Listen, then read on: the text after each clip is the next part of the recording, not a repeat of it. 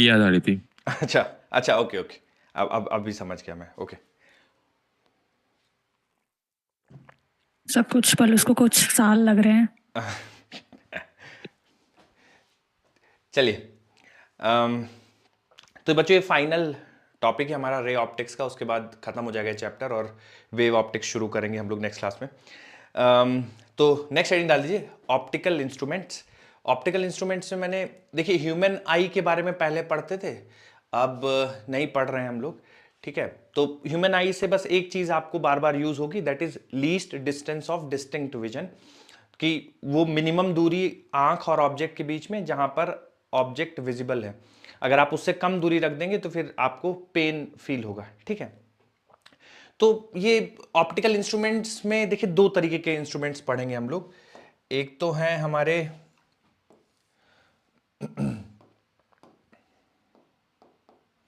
एक तो है हमारे माइक्रोस्कोप, ठीक है, माइक्रोस्कोप, और दूसरे होंगे टेलीस्कोप।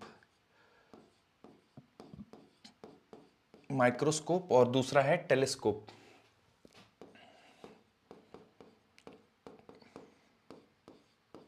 ठीक है। तो ये माइक्रोस्कोप और टेलीस्कोप, ये दो हम लोग को पढ़ना है, एक माइक्रोस्कोप और टेलीस्कोप। माइक्रोस्कोप में हम लोग को दो तरह के माइक्रोस्कोप पढ़ना है, एक तो सिंपल माइक्रोस्कोप पढ़ना है, ठीक है,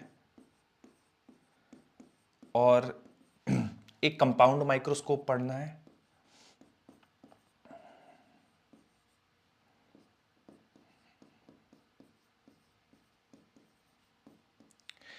टेलीस्कोप के अंदर हम लोग को एक रिफ्रैक्टिंग टाइप पढ़ना है और एक रिफ्लेक्टिंग टाइप पढ़ना है।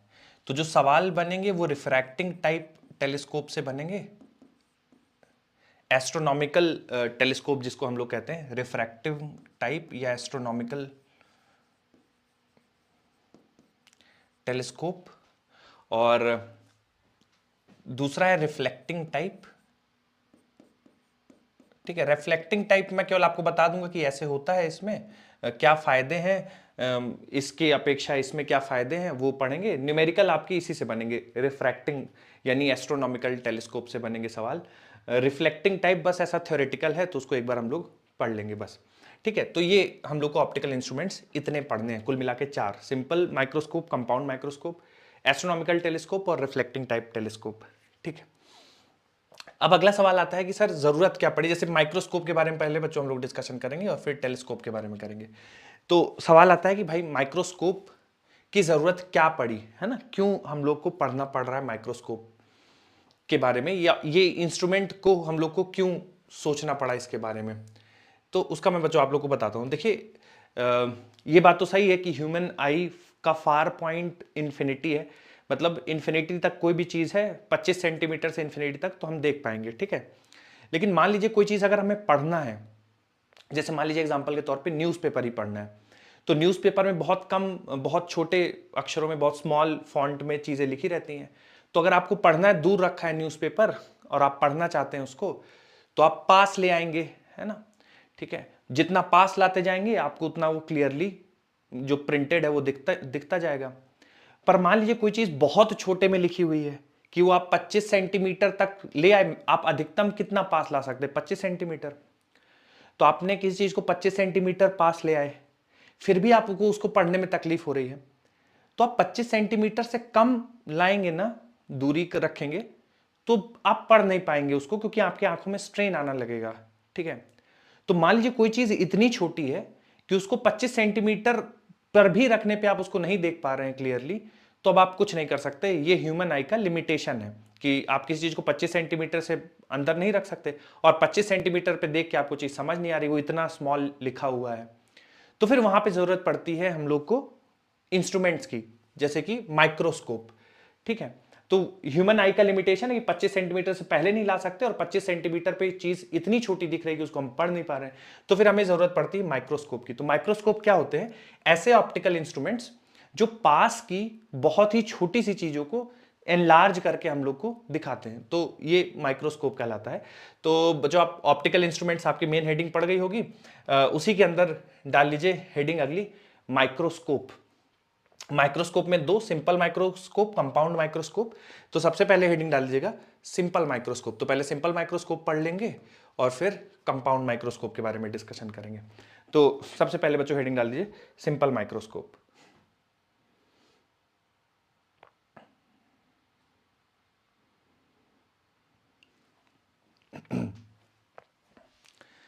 चलिए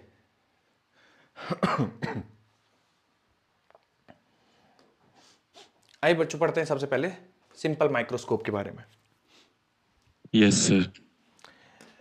तो थोड़ा सा मैं डायग्राम ड्रॉ करता हूँ इसको अलग से। मान लीजिए कोई ऑब्जेक्ट है, ठीक है, और आप उसको देखने की कोशिश करना चाहते हैं, ठीक है, कि वो क्लियरली आपको दिख जाए, है ना। बहुत बड़ा ऑब्जेक्ट नहीं है, छोटा सा ऑब्जेक्ट है।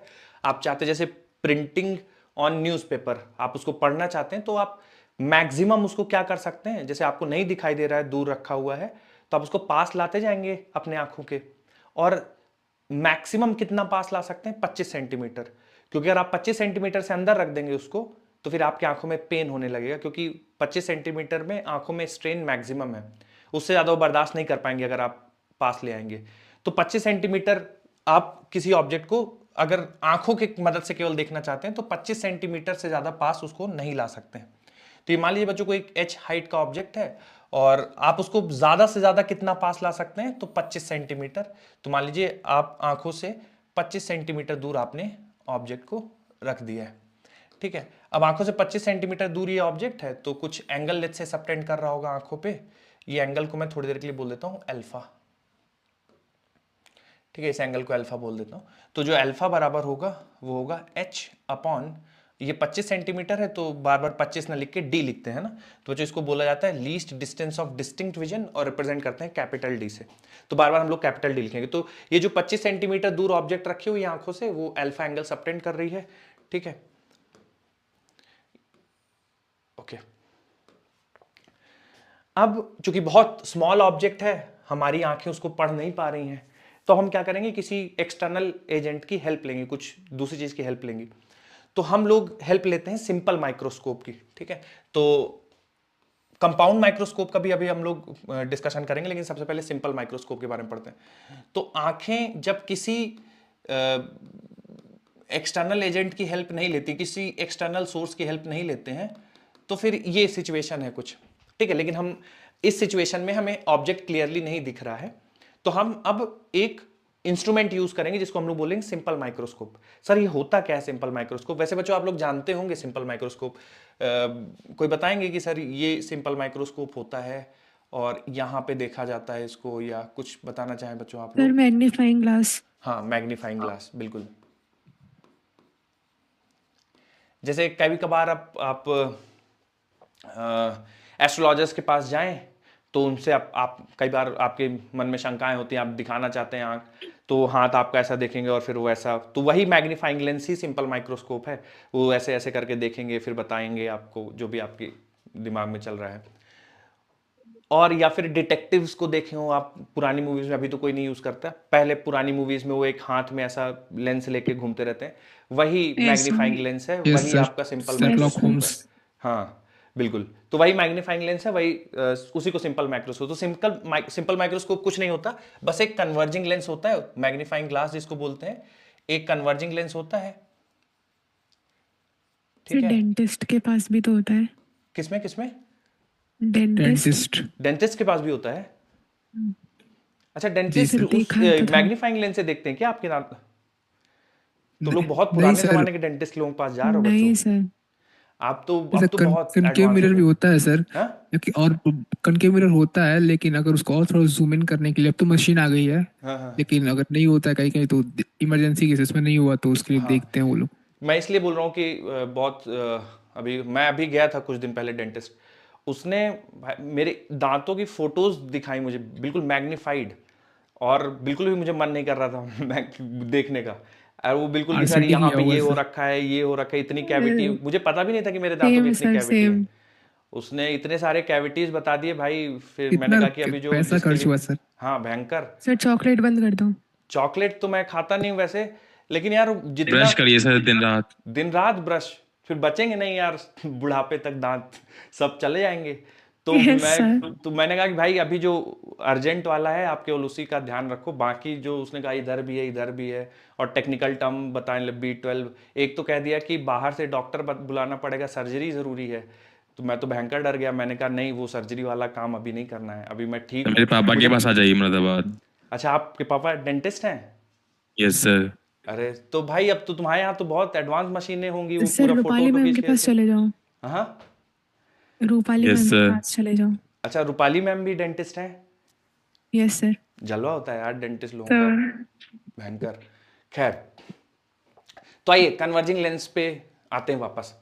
हाँ, तो ये मैग्नीफाइंग लेंस होता है सिंपल कॉन्वेक्स लेंस, ठीक है, उसी को हम लोग सिंपल माइक्रोस्कोप कहते हैं। तो आंखें नहीं देख पा रही हैं तो हम लोग इसमें क्या करेंगे, बीच में एक इंस्ट्रूमेंट लगाएंगे, ठीक है। तो अब देखिए थोड़ा सा इंस्ट्रूमेंट लगाने से क्या फर्क पड़ता है। तो ये ऑब्जर्वर, ठीक है, और बीच में हम लोग रखते हैं लेंस, ठीक है, ये बीच में है लेंस, ऐसा, ठीक है।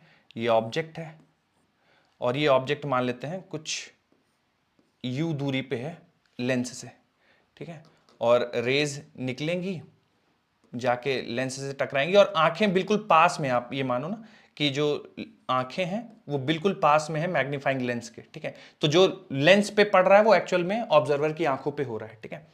और ये जो ऑब्जेक्ट है इसको फोकस के अंदर रखते हैं, ठीक है, जो भी कन्वर्जिंग लेंस का फोकस होगा उसके अंदर रखते हैं ताकि वर्चुअल इरेक्ट और एनलार्ज इमेज बने। तो इसकी मान लीजिए इमेज बनती है, ठीक है, कुछ इस तरह से लेट्स से इमेज बनती है इसकी, ठीक है, और ये इमेज ऑब्जर्वर की आंखों पे let's say beta angle subtend करती है, और ये h हाइट ऑफ ऑब्जेक्ट ही है।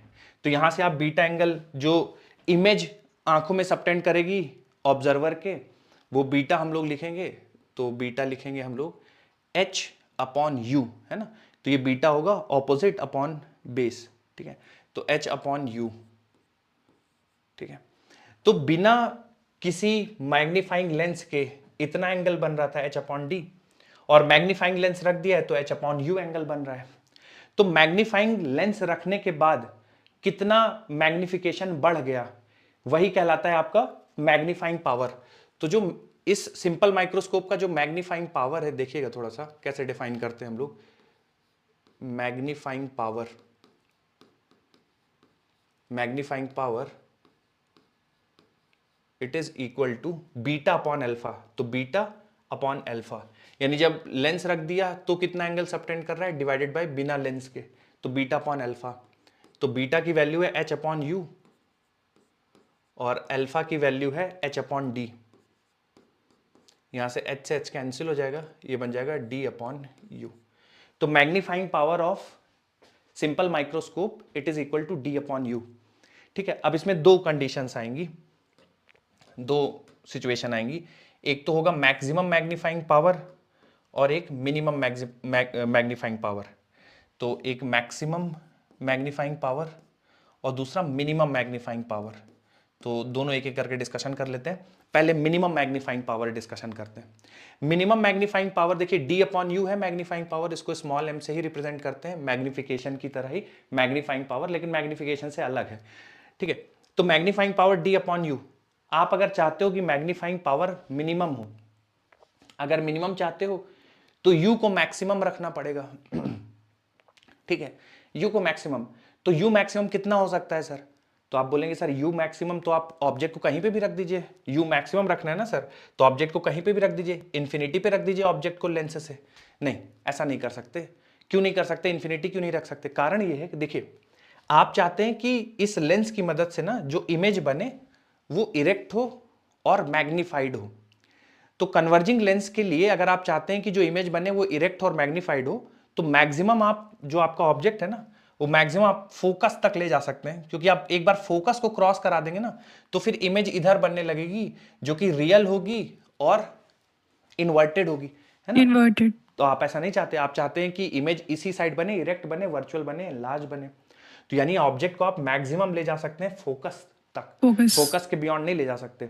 तो अगर आप मैक्सिमम ऑब्जेक्ट को फोकस तक ले जा सकते हैं तो यू की मैक्सिमम वैल्यू जो रख सकते हैं एफ हो जाएगी। एफ हो जाएगी, बिल्कुल।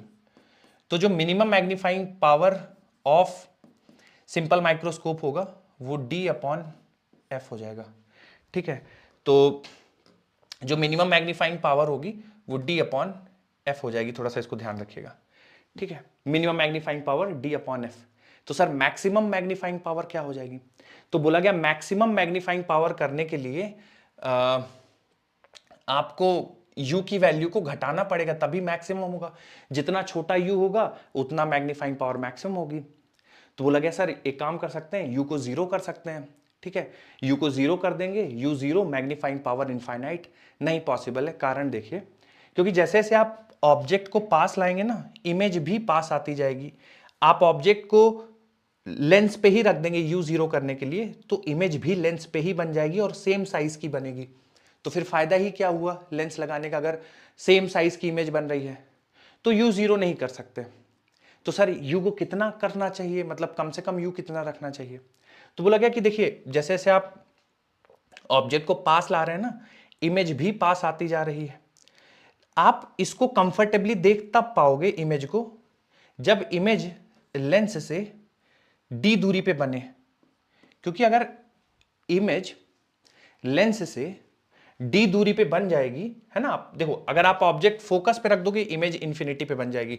तो मिनिमम के लिए आप ऑब्जेक्ट को फोकस पे रखेंगे तो इमेज इंफिनिटी पे बन जाएगी। यहां पे इमेज इज एट इंफिनिटी, है ना, इमेज इस वाले केस में इमेज इज एट इंफिनिटी, इस केस में इमेज इंफिनिटी पे। ठीक है, तो एक तो ये हो गया कि आप यहां रखो, पर आप यहां पे रखोगे तो आपको मिनिमम मैग्निफिकेशन, आप मैग्निफिकेशन बढ़ाना चाहते हैं तो आपको u को कम करना पड़ेगा। तो जैसे जैसे आप u कम करने के लिए ऑब्जेक्ट को पास लाओगे लेंस के, इमेज भी पास आती जाएगी। बट इमेज अगर d के अंदर बन गई, इमेज अगर d के अंदर बन गई तो फिर आपकी आंखों में स्ट्रेन आ जाएगा, आप उसको अच्छे से देख नहीं पाओगे। तो जो मैक्सिमम इमेज क्लोज आ सकती है वो d तक ही आ सकती है, क्योंकि आप ऑब्जेक्ट को एक बार और उससे क्लोज ले आए, इमेज d के अंदर बनने लगी, तो फिर इमेज को देखने में आपके आंखों को तकलीफ होगी। तो इमेज जो है उसको बना सकते हो आप d पे, मैक्सिमम d पे, है ना। तो इमेज डिस्टेंस जो होगी वो होगा -d। ठीक है, और तो मैं इमेज डिस्टेंस -d के हिसाब से सॉल्व करता हूं, तो हमारा फॉर्मूला होता है 1/v minus 1/u is equal to 1/f। तो इमेज डिस्टेंस -d है तो मैं लिख देता हूं -1/d, और u चूंकि आप ऑब्जेक्ट भी इस साइड रख रहे हो तो -u है। ठीक है, और ये 1/ फोकल लेंथ तो पॉजिटिव होता ही है। तो यहां से देखो आप 1/u का वैल्यू आ जाएगा 1/d प्लस 1/f। ठीक है, 1/u की वैल्यू, और मैग्नीफाइंग पावर होता है d इंटू 1/u। ठीक है, तो 1/u की वैल्यू रख देंगे 1/d प्लस 1/f, मल्टीप्लाई कर देंगे d को अंदर, तो मैग्नीफाइंग पावर बन जाएगा 1 प्लस d/f। ठीक है, ये मैग्नीफाइंग पावर आपकी मैक्सिमम है। तो सिंपल माइक्रोस्कोप, लेकिन ये तब बनेगा, मैग्नीफाइंग पावर ये तब होगी जब image is at least distance of distinct vision. तो जब image least distance of distinct vision पे है तब सिंपल माइक्रोस्कोप की मैग्नीफाइंग पावर 1 प्लस d/f होगी, और जब इमेज इंफिनिटी पे है तो मैग्नीफाइंग पावर d/f होगी। ये मिनिमम मैग्नीफाइंग पावर है, ये मैक्सिमम मैग्नीफाइंग पावर है, 1 प्लस d/f और d/f। ठीक है, इसको थोड़ा सा मैं बच्चों फिर से समझाता हूं, पूरी कहानी ध्यान सुनिएगा। देखिए हो क्या रहा है कि जब भी आप कोई बहुत स्मॉल चीज है उसको देखना चाहते हैं, ठीक है, किसी पेपर पे प्रिंटेड कोई चीज हो या मान लीजिए, है ना, बहुत छोटी चीज है, तो जनरल हमारा इंट्यूशन क्या होता है, कोई चीज दूर रखी है, बहुत छोटे में समझ नहीं आ रहा, तो आप उसको पास लाना शुरू कर देते हैं। ठीक है, तो पास लाते गए 30, 27, 25 पे आ गए, अब देखने की कोशिश कर रहे हैं, नहीं दिख रहा है। जैसे आप 25 से 24 करेंगे आपकी आंखों में दर्द हो जाएगा, तो वो नहीं कर सकते, यानी 25 सेंटीमीटर 25 पे भी रख के आप चीज को नहीं देख पा रहे हैं, तो आपको एक्सटर्नल एजेंट की हेल्प लेनी पड़ेगी, जो कि इस केस में है सिंपल माइक्रोस्कोप। ठीक है, तो आप सिंपल माइक्रोस्कोप लगाएंगे, सिंपल माइक्रोस्कोप लगाएंगे तो फिर आपको एनलार्ज्ड इमेज मिलेगी। तो सिंपल माइक्रोस्कोप की मैग्नीफाइंग पावर क्या है, d/u है। ठीक है, लेकिन d/u इमेज मतलब ऑब्जेक्ट डिस्टेंस पे डिपेंड कर रहा मैग्नीफाइंग पावर। तो दो होंगी मैग्नीफाइंग पावर सिंपल माइक्रोस्कोप की, एक जब इमेज इंफिनिटी पे बन रहा है, इमेज इन्फिनिटी पे बन रहा है वो तब बनेगा जब ऑब्जेक्ट फोकस पे रखा हो, तो एक मैग्नीफाइंग पावर हो जाएगी d/f। दूसरा केस जब image least distance of distinct vision पे बन रहा हो तो उस समय मैग्नीफाइंग पावर हो जाएगी 1 + d/f। ये मैक्सिमम मैग्नीफाइंग पावर है, ये मिनिमम मैग्नीफाइंग पावर है, ठीक है। और दोनों केसेस में जो इमेज है वो इरेक्ट, एनलार्ज्ड, वर्चुअल है, तो आप जो आपका ओरिजिनल ऑब्जेक्ट साइज है उससे मैग्नीफाइड इमेज दिखेगी, ठीक है। नोट कर लीजिए, किसी कुछ डाउट है तो पूछ लीजिए। ये सिंपल माइक्रोस्कोप की पूरी कहानी है।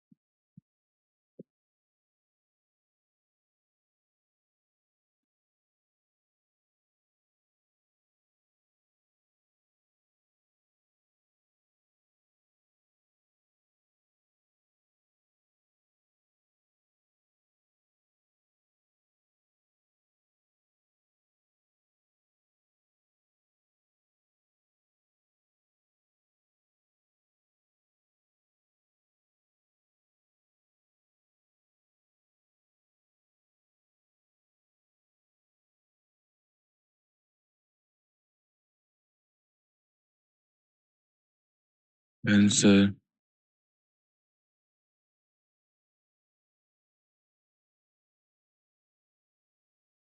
लिख लिया बच्चों सबने? Yes, sir.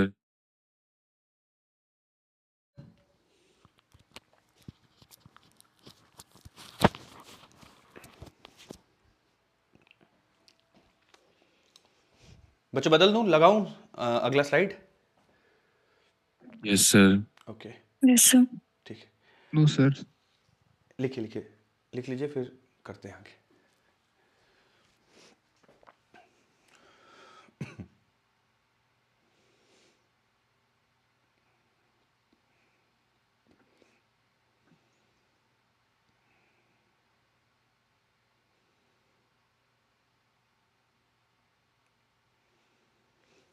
देखिए सवाल कैसे बनेंगे, तो पूछ देगा आपसे find magnifying power of simple microscope when image is at least distance of distinct vision. तो फिर आपको पता होना चाहिए कि इमेज जब least distance of distinct vision में है तो ये वाला फॉर्मूला लगाना पड़ेगा। सवाल बोल देगा when image is formed at infinity, ठीक है, तो d/f। और बच्चों जब इमेज इन्फिनिटी पे बनती है ना तो eyes are at relaxed state. तो कई बार ऐसा लिखे कि जो आंखें हैं वो रिलैक्स स्टेट में है, तो आप समझ जाना कि फाइनल इमेज इन्फिनिटी पे बन रही है। बहुत बार ऐसे लिख देगा तो ध्यान रखिएगा। Done, sir. सर हो गया। हो गया, आइए सवाल करते हैं।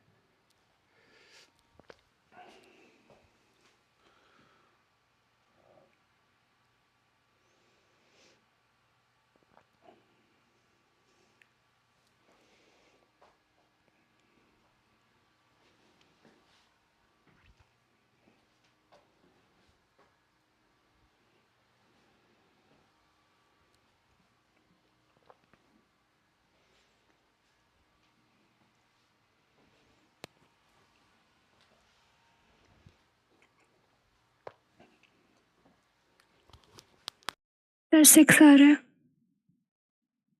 कितना आ रहा है? 6। ओके, केवल एक आंसर आएगा बेटा? नहीं सर, 6 ही आ रहा है सर। 6 ही आएगा केवल? 6। यस नहीं sir. Sir. Okay, yes sir 6 आ रहा है। 5 नहीं आ सकता इसका आंसर। सर रिलैक्स्ड आई कंडीशन दी होती तब ना आता। अच्छा, इन्होंने कुछ बोला है? बोला गया है कि एक हाँ। Thin convex lens focus is used as a simple microscope by a person with normal near point located 25 centimetre. What is the magnifying power of the microscope? 5 से 6 होगा। 5 to 6 होगा। देखिए दोनों आंसर Yes, पॉसिबल sir. है ना बच्चों, yes sir दोनों possible Yes, sir. नहीं है। दोनों पॉसिबल हैं। तो एक होगा कि जब image least distance of distinct vision में बन रही है, और और एक इन्फिनिटी इमेज पे। इन्फिनिटी पे बन रही है, यानी जब आइज रिलैक्स स्टेट में है। तो जब least distance of distinct vision में बनेगी तो 1 प्लस डी अपॉन एफ हो जाएगा, तो 1 प्लस 25/5 यानी 6 हो जाएगा। और जब इन्फिनिटी पे बनेगा तो डी बाई एफ हो जाएगा, यानी 5 हो जाएगा। ठीक है, तो ये बच्चों आंसर बनेंगे, 2 बनेंगे 5 और 6, तो दोनों बन जाएंगे इसके केस में। ठीक, आगे बढ़ते हैं बच्चों। तो ये सिंपल माइक्रोस्कोप में बस इतना ही ध्यान रखना है बच्चों। अगर मैं आपसे पूछूं कि सिंपल माइक्रोस्कोप में जो फाइनल इमेज बनती है उसका नेचर क्या होता है, तो क्या बताएंगे आप? Nature of image formed in simple microscope. Sir Virtual and virtual erect. Erect और enlarged. Virtual, erect and enlarged, Magnified. Magnified. तो ये बच्चों सिंपल माइक्रोस्कोप हो गया। ठीक है, इससे बेसिक प्रॉब्लम हमारे सॉल्व हो गए, क्योंकि जनरली 5 गुना, 6 गुना, 7 गुना, 8 गुना यहां तक हमें इमेज मैग्नीफाइड मिल जा रही थी। पर आगे प्रॉब्लम आ गई है ना। क्यों प्रॉब्लम आ गई सर? प्रॉब्लम तो नहीं आनी चाहिए। हम ऐसा लेंस बना लेंगे जिसका फोकल लेंथ बहुत कम होगा, खूब सारा कम फोकल लेंथ का बनाएंगे, मैग्नीफाइंग पावर अच्छी मिलेगी। बट नहीं कर सकते हम ऐसा।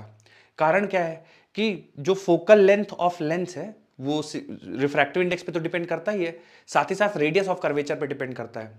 ठीक है, तो रेडियस ऑफ कर्वेचर ऐसे प्रिपेयर करना कि फोकल लेंथ बहुत कम वैल्यू का लेंस बना पाए, वो पॉसिबल नहीं है ना।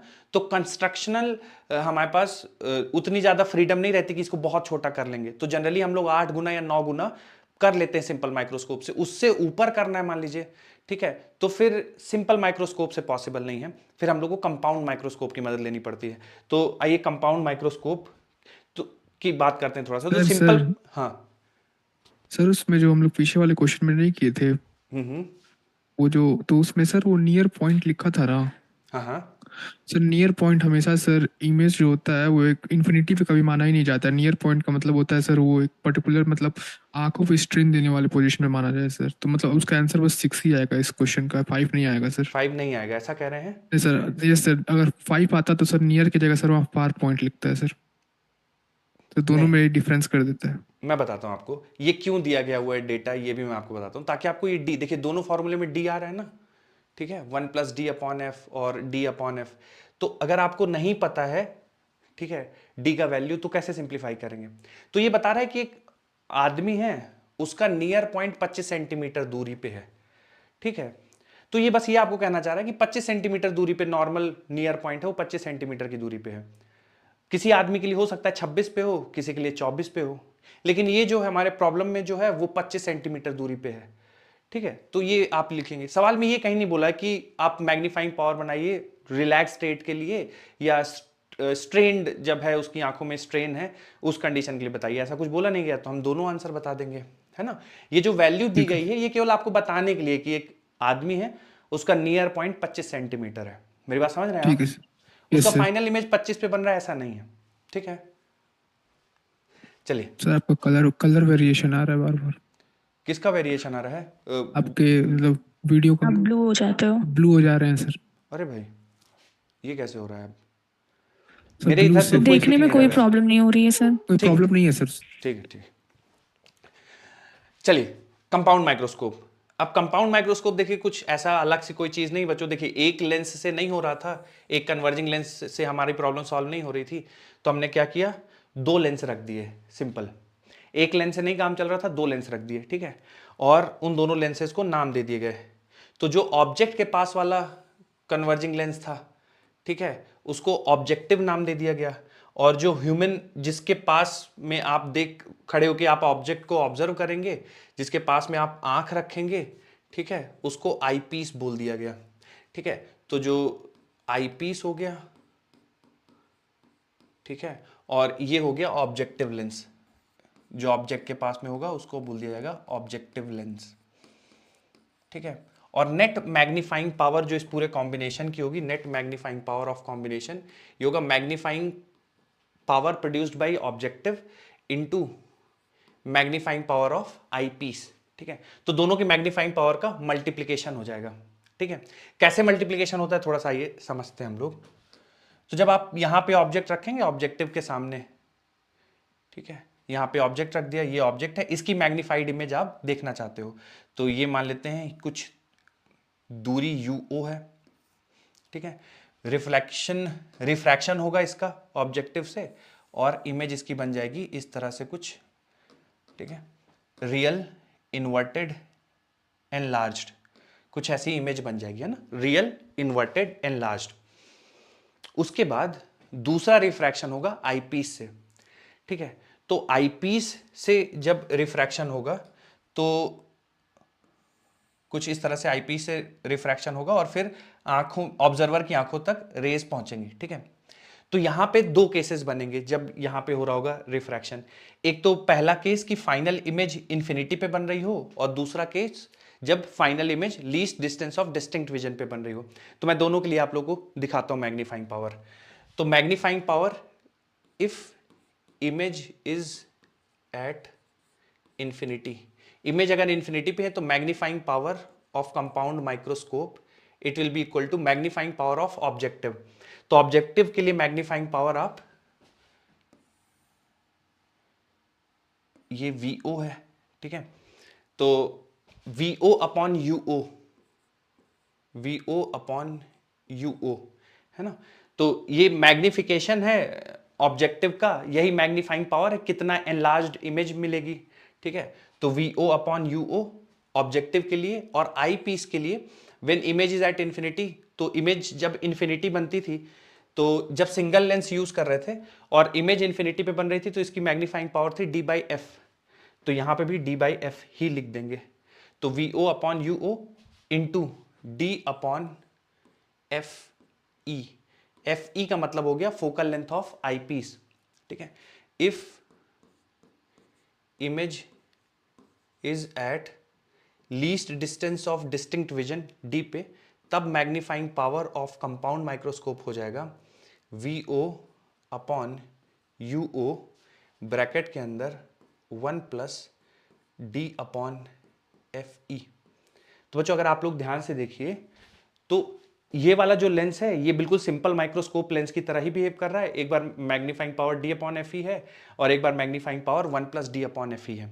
उसके सामने तो ये हमारे पास कंस्ट्रेंट हुआ करता था, ये 9 गुना या 8 गुना ऐसा कुछ होगा, तो हम लोगों ने उसके सामने एक और लेंस रख दिया जिसको हम लोग ऑब्जेक्टिव लेंस बोल रहे हैं, तो ये कुछ मैग्निफिकेशन प्रोड्यूस करेगा और वो मैग्निफिकेशन मल्टीप्लाई हो जाएगा आई लेंस के मैग्निफिकेशन से, यानी सिंपल माइक्रोस्कोप के मैग्निफिकेशन से, तो ओवरऑल मैग्नीफाइंग स्ट्रेंथ थोड़ा सा बढ़ जाएगी। तो यही कंपाउंड माइक्रोस्कोप है। इसमें बस एक चीज का ध्यान रखिएगा बच्चों, जैसे ऑब्जेक्ट आप ऐसे रख रहे हैं ना AB, तो जो इमेज मिलेगी सेकेंड रिफ्रैक्शन के बाद, भले ही वो इंफिनिटी पे मिल रही हो या तो फिर least distance of distinct vision पे मिल रही हो, जो इमेज मिलेगी वो इस तरह से कुछ मिलेगी। ठीक है, यानी B-A' इन्वर्टेड इमेज मिलेगी, तो इसलिए इसमें माइनस साइन एक आता है। तो माइनस साइन बस ये बताता है कि जो फाइनल इमेज बन रही है वो इन्वर्टेड बन रही है। ठीक है, तो इसमें थोड़ा सा ध्यान रखिएगा, पहले रिफ्रैक्शन के बाद जो इमेज बनेगी, पहले रिफ्रैक्शन के बाद इन्वर्टेड इमेज बनेगी, दूसरे रिफ्रैक्शन के बाद इरेक्ट और एनलार्ज्ड इमेज बनेगी। सर कैसे बोल रहे हैं दूसरे रिफ्रैक्शन के बाद इरेक्ट कैसे बन रही है? क्योंकि इस वाले लेंस के लिए ये ऑब्जेक्ट है, तो जिस तरह से ऑब्जेक्ट है उसी तरह से इमेज बन रही है, तो इसके लिए इरेक्ट है ना। पहले रिफ्रैक्शन के बाद इन्वर्टेड है, दूसरे रिफ्रैक्शन के बाद इरेक्ट और इन्वर्टेड है ना। ओवरऑल अगर पूछा जाए कि ऑब्जेक्ट ऐसा है तो इमेज जो बन रही है फाइनल इमेज वो इन्वर्टेड है, तो फाइनल इमेज होगी वर्चुअल, एनलार्ज्ड एंड इन्वर्टेड। तो जैसा आपने ऑब्जेक्ट रखा है उसके इन्वर्टेड मिल रही है, वर्चुअल मिल रही है और एनलार्ज मिल रही है। ठीक है, पहले रिफ्रैक्शन के बाद रियल, इन्वर्टेड, एनलार्ज, दूसरे रिफ्रैक्शन के बाद इरेक्ट, वर्चुअल, एनलार्ज, और आपसे ओवरऑल पूछा जाए तो ओवरऑल मिल रही है हम लोग को इन्वर्टेड, वर्चुअल, एनलार्ज्ड। ठीक है, तो नोट कर लीजिए बच्चों, ये magnifying power of compound microscope. Note कर लीजिए, एक सवाल करेंगे इसमें तो और अच्छे से क्लैरिटी आएगी आप सबको।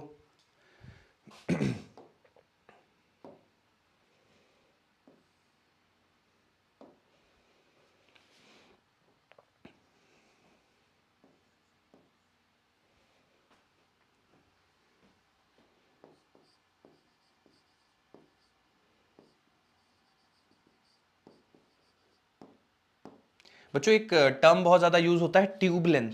किसी को जानकारी है इसके बारे में? Tube length of optical instrument कैसे हम लोग डिफाइन करते हैं? ट्यूब लेंथ क्या होता है, ये किसी को जानकारी हो अगर?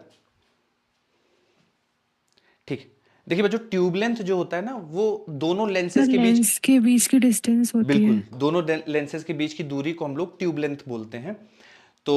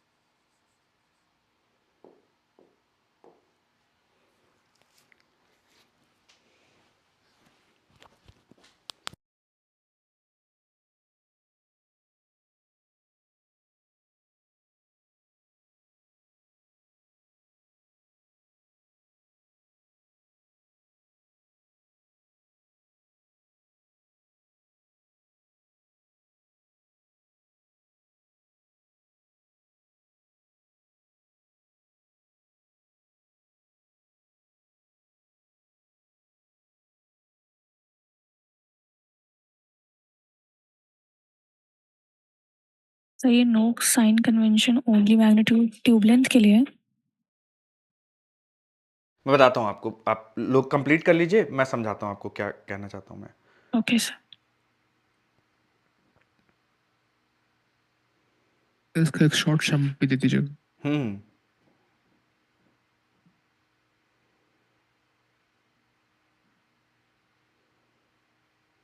हो गया सर। ठीक, देखिए तो ये तो आप समझ गए होंगे कि देखिए, चूंकि सिंपल माइक्रोस्कोप में एक लेंस यूज कर रहे थे तो उसका लिमिटेशन था, है ना, 8 गुना 9 गुना। अब उससे ज्यादा मैग्निफिकेशन चाहिए तो हम क्या करते हैं, दो लेंस यूज कर लेते हैं, एक आईपीस और एक ऑब्जेक्टिव। ठीक है, तो आईपीस का देखेंगे आप तो मैग्नीफाइंग पावर के फॉर्मूले में जो कंपाउंड माइक्रोस्कोप, तो आईपीस बिल्कुल सिंपल माइक्रोस्कोप की तरह ही है कि इमेज जब इन्फिनिटी पे बनेगी तो magnifying power D upon F E, image जब least distance of distinct vision में बनेगी तो magnifying power 1 + d upon F ई।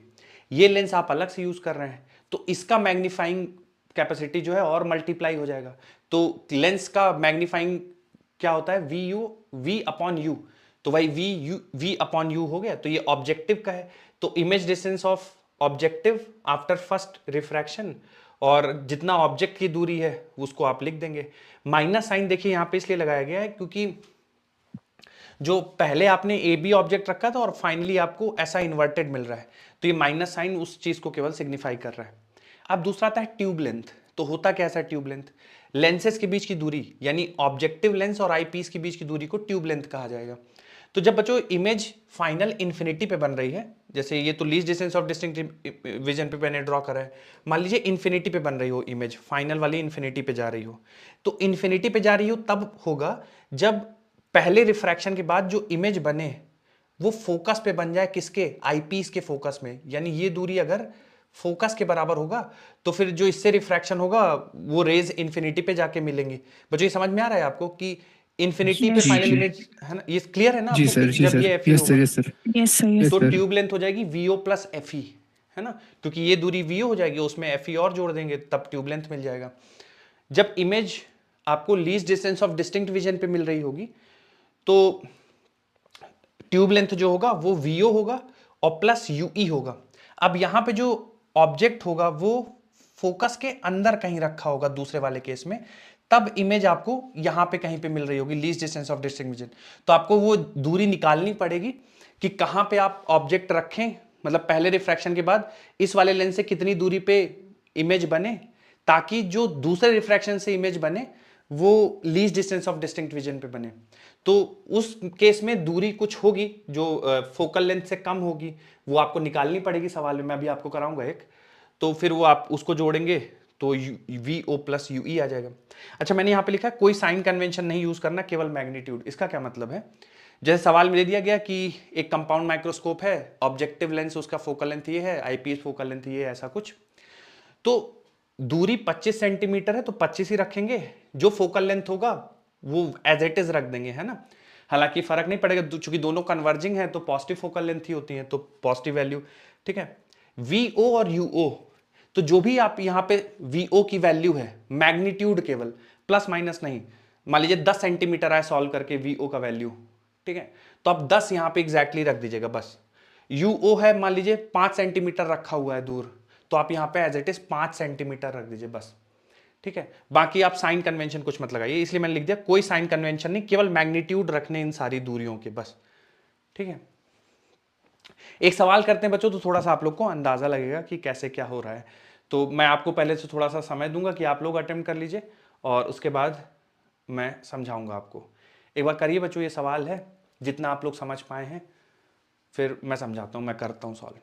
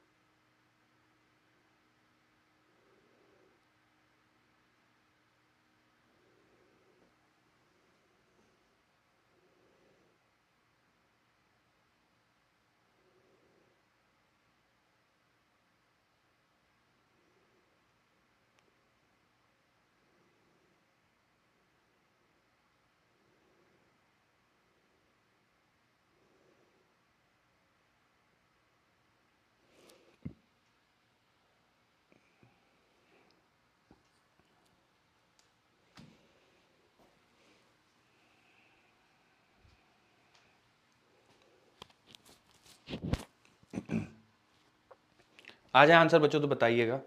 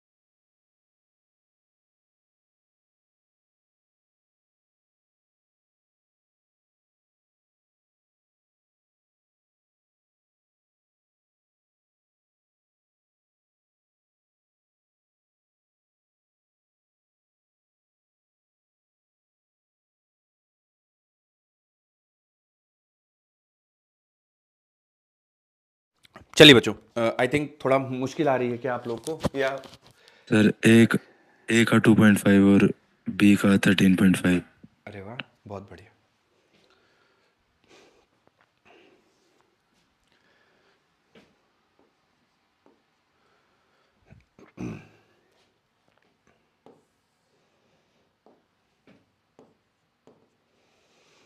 चलिए बच्चों, मैं सॉल्व करता हूँ, देखिएगा, और किसी कुछ कंफ्यूजन हो तो पूछ लीजिएगा। बोला गया कंपाउंड माइक्रोस्कोप के पास ऑब्जेक्टिव है और आईपीस है, दोनों की फोकल लेंथ दिया है, 15 सेंटीमीटर की दूरी पे है बता दिया गया है। How far should an object be placed in front of objective in order to obtain final image at least distance of distinct vision.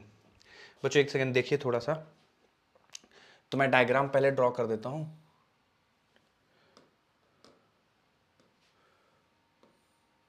तो एक लेंस इधर है और एक लेंस ये है, ठीक है।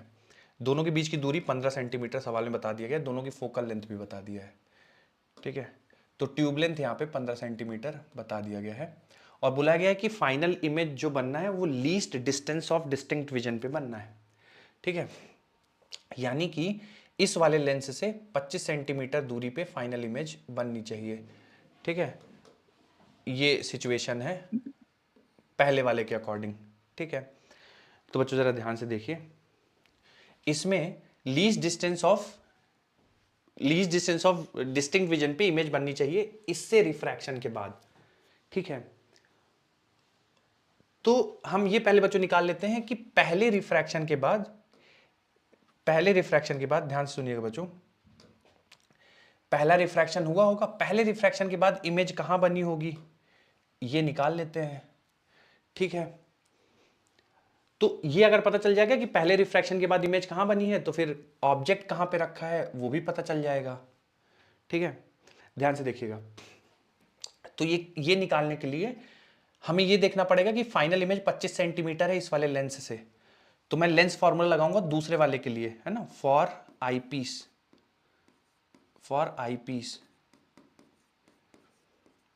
इमेज डिस्टेंस बच्चों दे रखा है 25 सेंटीमीटर आईपीस के लिए, ठीक है। आईपीस का जो फोकल लेंथ है बच्चों वो दे रखा है 6.25, ठीक है। तो मैं फॉर्मूला लगा देता हूं 1/v minus 1/u is equal to 1/f। तो इमेज दूरी है बच्चों 25 सेंटीमीटर, तो 25 लिख दिया, माइनस ऑब्जेक्ट कितनी दूरी पे रखा हुआ है हमें नहीं पता है, और फोकल लेंथ है 1/6.25। बच्चों इसको उधर भेज देते हैं, तो माइनस 1/25 माइनस 1/6.25 बराबर 1/u। बच्चों यहाँ पे एक काम करते हैं, इसको 100 ऊपर कर देते हैं और एलसीएम ले लेते हैं 625, ठीक है। जब एलसीएम 625 लेंगे बच्चों तो 25 इंटू 25 625, तो ऊपर बन जाएगा -25 और ये बन जाएगा -100 बराबर 1/u। तो यहाँ से बच्चों सॉल्व करने के बाद u की वैल्यू आ गई 625 डिवाइड बाई -125, 625 डिवाइडेड बाई -125, ठीक है। तो बच्चों ये कितनी बार हम लोग सिंप्लीफाई करेंगे तो कैंसिल हो, 5, बिल्कुल ठीक है ना। तो ये बन जाएगा -5। यानी बच्चों कहने का क्या मतलब है, जब पहला रिफ्रैक्शन हुआ होगा तो पहले रिफ्रैक्शन के बाद जो इमेज बनी होगी वो आईपीस से 5 सेंटीमीटर दूरी पे बन रही है। क्या मेरी बात समझ में आई बच्चों आप सबको? ये इस पहले रिफ्रैक्शन के बाद कहीं पे ऑब्जेक्ट रखा होगा, पहला रिफ्रैक्शन हुआ होगा, उससे जो इमेज बनी होगी वो आईपीस से 5 सेंटीमीटर दूरी पे बनी होगी, ठीक है। और फिर जब इससे रिफ्रैक्शन हुआ होगा तो फिर इसकी इमेज बन गई होगी 25 सेंटीमीटर दूरी यहां से। बोलिए यहां तक क्लियर है क्या सबको? एक बार बताइए तो। ठीक, कंफ्यूजन हो तो पूछ लीजिएगा भाई। उसके बाद लेकिन सर अभी भी सवाल तो सॉल्व नहीं हुआ, अभी तो हमें पूछा गया ना सवाल में कि how far should an object be placed from the objective. तो ऑब्जेक्ट कितनी दूरी पे रखना चाहिए ऑब्जेक्टिव से कि ये सिचुएशन हो। तो ये निकालने के लिए बच्चों आप देखो, ये टोटल 15 सेंटीमीटर है, ये 5 सेंटीमीटर है, तो ये वाली दूरी कितनी हो जाएगी? 10 सेंटीमीटर हो जाएगी, है ना। तो अब ऑब्जेक्टिव के लिए लेंस फॉर्मूला लगाएंगे, ठीक है। तो आप लिखेंगे 1/v माइनस 1/u बराबर 1/f। तो v की दूरी बच्चों देखो 10 सेंटीमीटर है, तो चूंकि इस साइड है तो +10 रखेंगे, v की वैल्यू +10 रखेंगे। ऑब्जेक्ट डिस्टेंस आपको निकालना है और फोकल लेंथ बच्चों आपको दे रखा है, कितना दे रखा है? 2 सेंटीमीटर, 2 सेंटीमीटर, ठीक है। तो यहां से देखिए सिंप्लीफाई करेंगे तो 1/u बराबर आ जाएगा 1/10 माइनस 1/2, एलसीएम ले लीजिए 10, तो 1 माइनस 5, तो u का वैल्यू बच्चों कितना आ जाएगा? -10/4। u का वैल्यू आ जाएगा -10/4 यानी -2.5 सेंटीमीटर। यानी ऑब्जेक्ट को इसके सामने 2.5 सेंटीमीटर पे रखना चाहिए।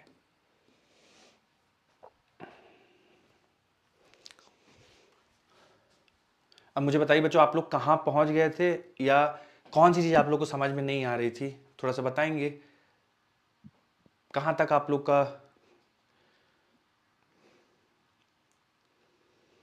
अब बच्चों इन्फिनिटी वाला थोड़ा सा आप लोग मेरी मदद करिए। इन्फिनिटी वाला ये तो मैंने आपको बता दिया कि least distance of distinct vision पे होगा तो क्या होगा, इन्फिनिटी पे होगा तो बच्चों क्या होगा फिर इन्फिनिटी वाले केस में।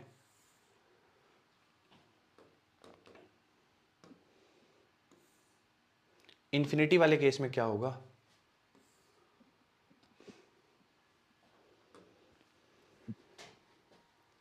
सर वी सर वहाँ पे 0 हो जाएगा ना, v 0 हो जाएगा, तो 1/v इन्फिनिटी। 0 होगा। 1/v 0 होगा। Yes sir.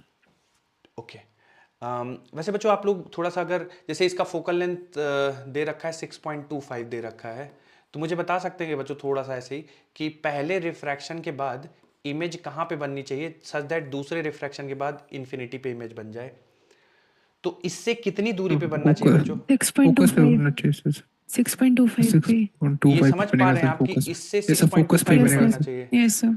Yes sir. तो अगर इससे 6.25 पे बनना चाहिए, इनके बीच की दूरी 15 है, तो 15 6.25 को घटा देना चाहिए 15 में से, तो फिर ये वाली दूरी आ 9.6 सर। जाएगी, है ना। Yes sir. तो 15 यस में सर। से यस सर। 6 जाएगा बच्चों तो कितना बचेगा 9, और फिर 0.25 और 8.75 8.75। 9.7। 8.75 हो जाएगा सर।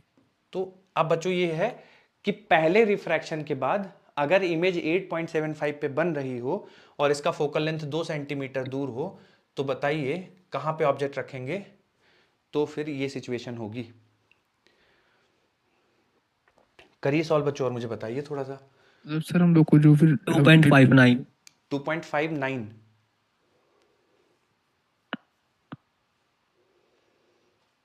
मैं भी सॉल्व करता हूं।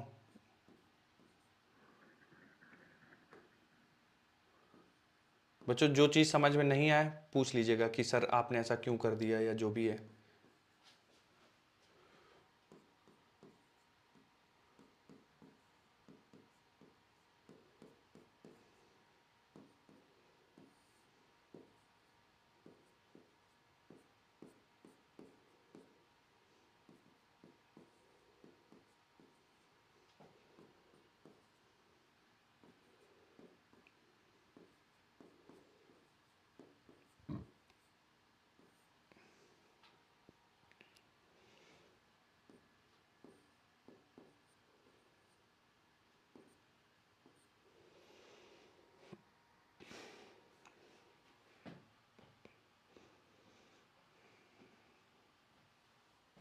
सर मतलब हम लोग को जो भी निकालना होगा फाइनल में रिजल्ट, वो हमेशा ऑब्जेक्टिव लेंस के लिए निकालना है।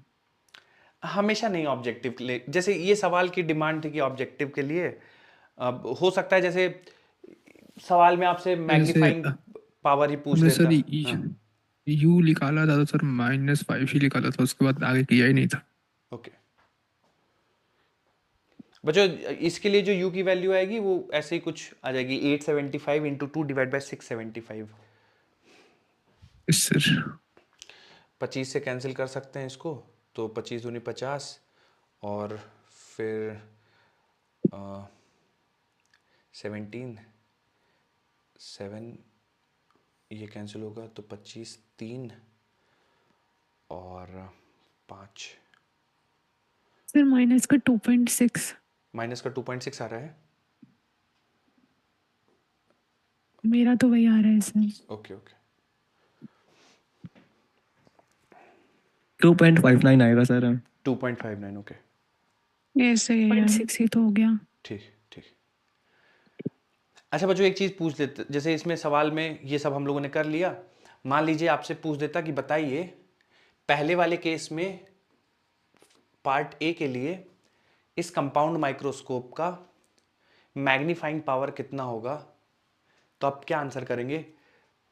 For first part magnifying power of compound microscope -20 -20। तो बच्चों आप फिर से लिखेंगे -VO अपॉन UO।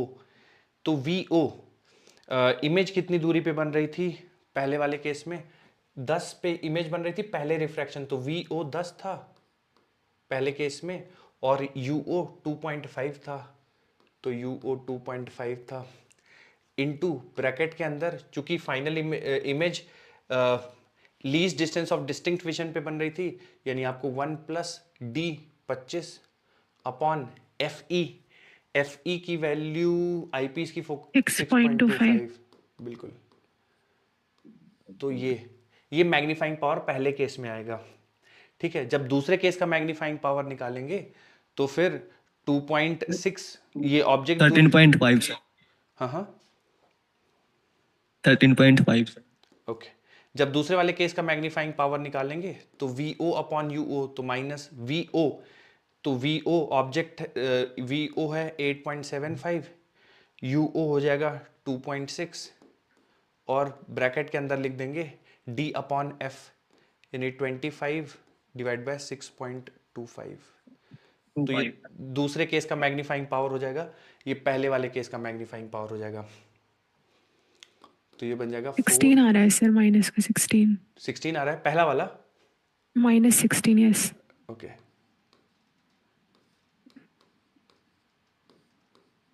तो 20 आ रहा है। 20 आएगा सर। 20 आएगा बेटा, ये यस सर 20। पहला वाला 20 आएगा, दूसरा वाला फिर आपको सिंप्लीफाई करके देखना पड़ेगा। 13.4 आ रहा है। दूसरा वाला 13.4 आ रहा है, 13.5 सर। 13.5, ठीक है। तो दूसरा वाला मैग्नीफाइंग पावर 13.5 आएगा, पहला वाला मैग्नीफाइंग पावर -20 आएगा। अब देखिए बच्चों, अगर नॉर्मल सवाल बना, बहुत ज़्यादा आप लोग को परेशान नहीं करना चाहते हैं, तो सीधा सीधा आपको सारी वैल्यूज दे देंगे, मैग्नीफाइंग पावर पूछ देंगे कंपाउंड माइक्रोस्कोप का, तो आप फॉर्मूले में वैल्यू सब्स्टिट्यूट करके सीधे सीधे निकाल देंगे। लेकिन हो सकता है अगर थोड़ा सा कॉम्प्लेक्स करना चाहेंगे तो आपसे ऐसे बीच में से सवाल पूछ देंगे कि बताओ कहाँ पे रखें कि ये सिचुएशन हो। तो इस सवाल की मदद से बस ये है कि देखिए कुछ है नहीं, इसमें दो लेंसेज हैं तो दोनों को आपको इंडिविजुअली सॉल्व करना पड़ सकता है। अच्छा, अब आप ये कहेंगे सर इसमें तो आपने साइन कन्वेंशन यूज कर लिया, अभी आपने पिछला लिखवाया था कि कोई साइन कन्वेंशन नहीं यूज करना है। तो उसमें देखिए जब मैग्नीफाइंग पावर का फॉर्मूला यूज कर रहे हैं तब कोई साइन कन्वेंशन नहीं यूज करना, लेकिन बीच में जहां कहीं पे लेंस फॉर्मूला लगा के आपको ट्यूब लेंथ निकालना पड़ रहा है, उसके लिए बीच में कहीं भी जरूरत पड़ रही है तो वहां तो आप लगाएंगे तभी आप आंसर कर पाएंगे। तो लेंस फॉर्मूला जब लगा रहे हैं तो साइन कन्वेंशन लगाना है, जब मैग्नीफाइंग पावर का फॉर्मूला लगाना है तब कोई साइन कन्वेंशन नहीं है, तो सीधे सीधे वैल्यू लगा के आंसर निकाल सकते हैं, ठीक है। तो ये सारा सब कुछ कंपाउंड माइक्रोस्कोप के बारे में था, नोट कर लीजिए।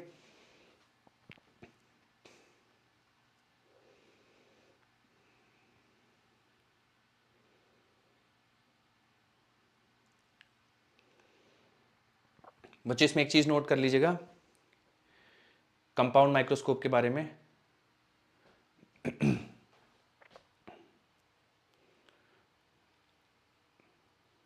जो अपर्चर है, aperture of objective is small,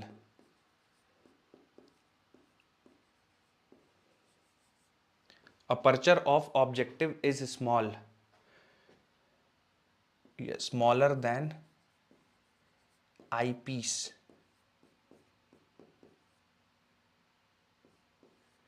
ठीक है। तो ऑब्जेक्टिव का अपर्चर स्मॉल है, कारण क्या है कि हम नहीं चाहते कि अननेसेसरी बहुत सारी इंफॉर्मेशन ऑब्जेक्टिव से अंदर आए, ठीक है, क्योंकि हमें बहुत छोटी सी चीज को रीड करना है या देखना है, तो हम चाहते हैं कि इसका अपर्चर बहुत कम ही लाइट को एंटर आने दे, ठीक है। तो जो ऑब्जेक्ट को ऑब्जर्व कर रहे हैं उससे आए और हल्का फुल्का अगल बगल, बाकी ज्यादा नहीं, ठीक है। तो इसलिए इसका अपर्चर छोटा रखेंगे। अपर्चर अगर बड़ा रख देंगे तो ऑब्जेक्ट से तो आएंगी ही लाइट रेस, और भी अलग भी इंफॉर्मेशन आ जाएगी जो कि हमें मतलब की नहीं, तो हम नहीं चाहते, ठीक है। तो अपर्चर ऑब्जेक्टिव का काफी छोटा रहता है। उसके बाद आईपीस का फोकल लेंथ बच्चों ज्यादा रहेगा, ठीक है। eyepiece focal length is more, eyepiece focal length is more,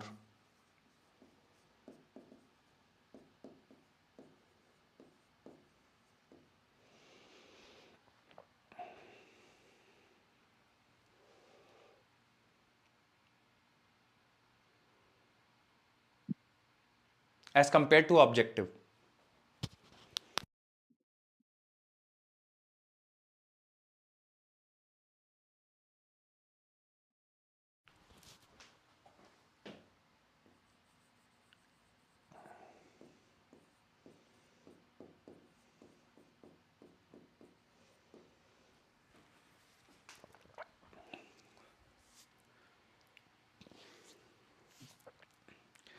बच्चों लास्ट में समय बचेगा तो मैं एक और इस पे सवाल ले लूंगा, ठीक है, और बाकी बढ़ते हैं आगे। अगली हेडिंग डाल दीजिए, एस्ट्रोनॉमिकल टेलीस्कोप। सर वो क्वेश्चन कराए थे ना, वो हुआ नहीं है। नहीं हुआ अभी आपका? ये सर नहीं हुआ था। एक सेकेंड,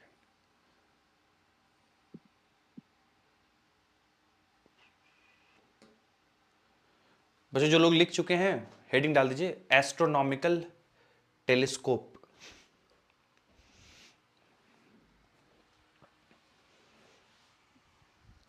तो आप सब जानते ही बच्चों टेलीस्कोप का क्या फंक्शन है। कभी आप लोगों ने बच्चों रियल में देखा है टेलीस्कोप से सेलेस्टियल ऑब्जेक्ट्स को? नहीं सर, ठीक है, ठीक है, नहीं देगा सर। देखा है सर। अरे वाह, कहाँ पे? सर जब केरला गए थे तो वहाँ पे था। अरे वाह, ठीक है।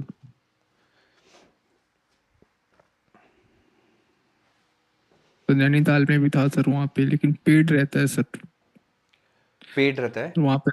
ये सर पेड मतलब देखने के लिए पेड रहता है वहाँ पे। जो लोग वहाँ गवर्नमेंट नहीं, अगर प्राइवेट होता है तो पेड रहता है। अच्छा अच्छा, ओके। कुछ स्पेशल आपको कुछ अगर दिखाते हैं वो लोग ऐसे पॉइंट्स। सर आपने देखा है?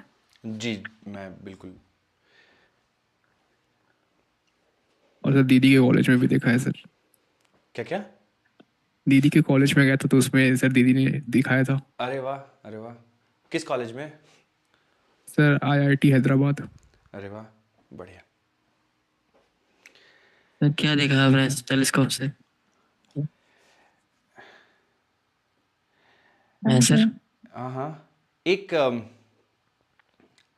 इवेंट देखा था सर आपने? पुणे में, तो उसमें गए थे हम लोग तो देखा था। तो जरा वो वाला पॉइंट दिखा दीजिएगा, कौन सा? वो जो आप चांद है? अपर्चर वाला जो लिखवाए थे सर, अपर्चर इज। हाँ हाँ,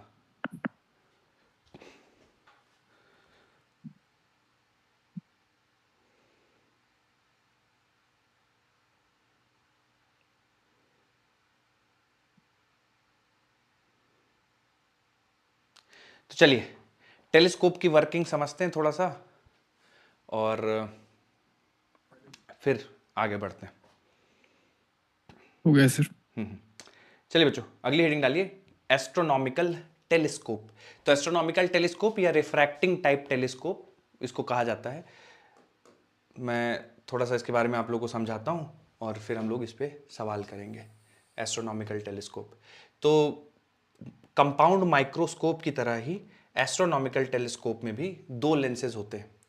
बस अंतर ये होता है कि जैसे वहाँ पे जो ऑब्जेक्टिव लेंस होता है माइक्रोस्कोप में, उसका अपर्चर बहुत छोटा रहता है, क्योंकि हम बहुत ज़्यादा डिटेल्ड, चूंकि ऑब्जेक्ट बहुत पास में रहता है तो हमें बहुत ज़्यादा उसकी इंफॉर्मेशन की ज़रूरत नहीं पड़ती है, पास में ही है। लेकिन इससे टेलीस्कोप से हम सेलेस्टियल ऑब्जेक्ट्स को देखते हैं जो बहुत ज़्यादा दूर हैं, तो हमें बहुत डिटेल देखना होता है, ठीक है। तो इसका अपर्चर बड़ा रखते हैं ऑब्जेक्टिव का, ठीक है। तो ऑब्जेक्टिव लेंस, इसका अपर्चर बड़ा रहता है, ठीक है, ऑब्जेक्टिव लेंस का। और जो दूसरा रहेगा आईपीस, उसका अपर्चर छोटा रहेगा एज कंपेयर टू ऑब्जेक्टिव, ठीक है। और रेज इंसिडेंट होंगी इन्फिनिटी से, ठीक है। तो इन्फिनिटी पे सर क्यों मानते हैं? क्योंकि देखिए टेलीस्कोप आपका अर्थ पे रखा है, ठीक है, और आप मान लीजिए मार्स या कोई भी सेलेस्टियल ऑब्जेक्ट्स को देख रहे हैं तो थाउजेंड्स ऑफ, कितने मिलियंस ऑफ किलोमीटर्स दूर है ना, तो आप मान सकते हैं कि रेज इन्फिनिटी से आ रही हैं, ठीक है। तो रेज इन्फिनिटी से आएंगी, मान लीजिए अल्फा एंगल पे इंसिडेंट होती हैं ऐसे, ठीक है, और जाके ये सारी रेज जो भी पैरेलल रेज आएंगी, ये मान लीजिए ऐसी सारी पैरेलल रेज आएंगी, मैं बहुत सारी रेज नहीं ड्रॉ करूंगा नहीं तो रे डायग्राम समझने में दिक्कत होगी। तो ये सारी रेज आएंगी और कन्वर्ज होंगी फोकल प्लेन पे, ठीक है। किसके फोकल प्लेन पे? जो ऑब्जेक्टिव लेंस है इसका जो फोकल प्लेन होगा वहां पे जाके रेज कन्वर्ज होंगी। तो मैं केवल एक ही रे दिखा रहा हूं, तो ये रे आएगी, ठीक है, पास होगी ऑब्जेक्टिव से और कन्वर्ज होगी फोकल प्लेन पे। तो ये आपका यहाँ पे इन्वर्टेड इमेज मिल जाएगी। तो जो भी सेलेस्टियल ऑब्जेक्ट है उसकी इन्वर्टेड इमेज मिल जाएगी, ठीक है। ये एंगल अल्फा है तो ये भी एंगल आप अल्फा ले लेंगे, ठीक है। और ऑब्जेक्ट की जो इमेज बन रही है उसकी हाइट को मैं h ले लूँगा। और बच्चों ये दूरी थोड़ा सा आप लोग बताइएगा मुझे, ये दूरी कितनी होगी आप लोगों के हिसाब से, कोई बताना चाहे अगर। Sir FO। FO बिल्कुल ऑब्जेक्टिव के फोकल लेंथ फोकस के होगा बराबर, सर। क्योंकि इन्फिनिटी से रेज आ रही हैं, ऑब्जेक्टिव के फोकल लेंथ पे जाके कन्वर्ज होंगी। ठीक है, उसके बाद फिर रिफ्रैक्शन होगा। रिफ्रैक्शन होगा इस बार किससे, आईपीस से। ठीक है, तो आईपीस जो आंख के पास लेंस रहता है उसको हम लोग आईपीस कहते हैं। ठीक है, आईपीस, और आईपीस से बिल्कुल लगा हुआ ऑब्जर्वर। ठीक है, तो अब इससे रेस पास होंगी कुछ इस तरह से। ठीक है, इससे कुछ रेस पास होंगी, तो इससे पास होने वाली रेज डिपेंडिंग अपॉन कि इसकी लोकेशन क्या है, इन्फिनिटी पे भी फॉर्मेशन हो सकता है और least distance of distinct vision पे भी हो सकता है। तो मैं पहला केस सिंपल वाला लेता हूं जहां पे इमेज इन्फिनिटी पे बन रही है। ठीक है, अगर इमेज इन्फिनिटी पे बन रही है फाइनल, यानी कि ये दूरी बच्चों किसके बराबर हो जाएगी, ये वाली दूरी, अगर इमेज इन्फिनिटी पे बन रही है FE। FE के बराबर हो जाएगी। ठीक है बच्चों, ये FE होगा तभी इमेज इन्फिनिटी पे बनेगी। ठीक है, और जितना आंखों पे जो एंगल सबटेंड कर रही होगी वो बीटा है। ठीक है, तो magnifying power of this optical instrument आप कैसे लिखेंगे, मैग्नीफाइंग पावर आप लिखेंगे magnifying power beta upon alpha. ठीक है, बीटा जो ये ऑब्जेक्ट है इससे रेज कन्वर्ज होकर पहली इमेज बनी और फिर दूसरे रिफ्रैक्शन के बाद ये फाइनल इन्फिनिटी पे इमेज बन रही है। तो जो इन्फिनिटी पे इमेज है वो आंखों पे कितना एंगल सबटेंड कर रही है, वो बीटा है, और अल्फा वो एंगल है जब बिना किसी इंस्ट्रूमेंट के आंखों पे जो इमेज बनती उस वो कितना एंगल सबटेंड करती वो अल्फा है। तो देखिए जितना, जैसे ये इन्फिनिटी पे ऑब्जेक्ट है और रेज आके गिर रही हैं, तो जितना एंगल वो इस ऑब्जेक्टिव पे सबटेंड करेंगी ना, ऑब्जर्वर की आंखों पे ही उतना एंगल सबटेंड करती, क्योंकि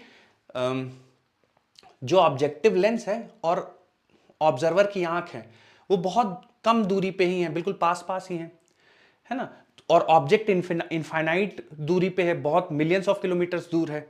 तो जो ऑब्जेक्ट के लिए इसकी सिचुएशन है वही ऑब्जेक्ट के लिए ऑब्जर्वर की सिचुएशन है। ठीक है, तो एंगल अल्फा ही सबटेंड करेंगे। ठीक है, तो beta upon alpha magnifying power होगी। तो देखिए मैं इस बीटा और अल्फा की वैल्यू लिख देता हूं। तो बीटा लिखेंगे बच्चों तो लिखेंगे h अपॉन एफ ई, बीटा लिखेंगे h अपॉन एफ ई, beta h upon F E, और अल्फा लिख देंगे h अपॉन एफ ओ। यहां से h से h कैंसिल हो जाएगा, ये आ जाएगा F O upon F E. तो magnifying power of astronomical telescope when final image is at infinity it is equal to F O upon F E. अच्छा, इस केस में बच्चों ट्यूब लेंथ कितना हो जाएगा, FO plus FE। FE plus FO। हाँ F O plus F E, ये tube length हो जाएगा। ठीक है, नोट कर लीजिए बच्चों इसको। ठीक है, फिर least distance of distinct vision पे क्या होगा उस पर भी थोड़ा सा चर्चा करते हैं कि least distance of distinct vision पे कैसे सॉल्व करना है।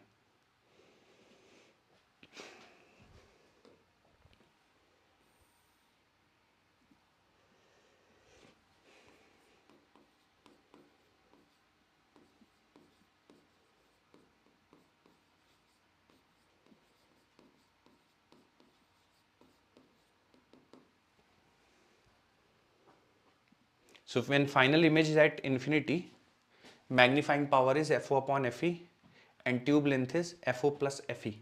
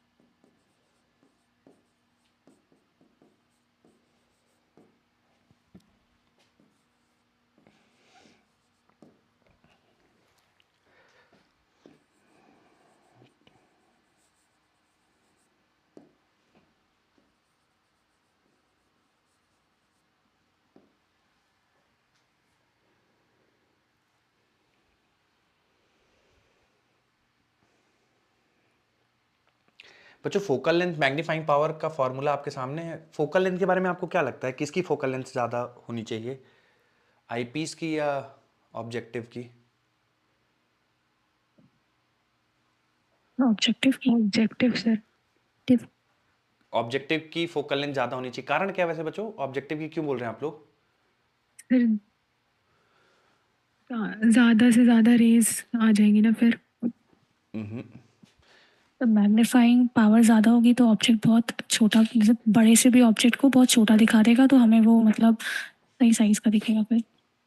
ओके बच्चों, और कारण बताइए थोड़ा सा। आप फॉर्मूला मैग्नीफाइंग पावर का आपके सामने है। अब मुझे बताइए कि फोकल लेंथ किसका ज़्यादा होना चाहिए, ऑब्जेक्टिव का या आईपीस का?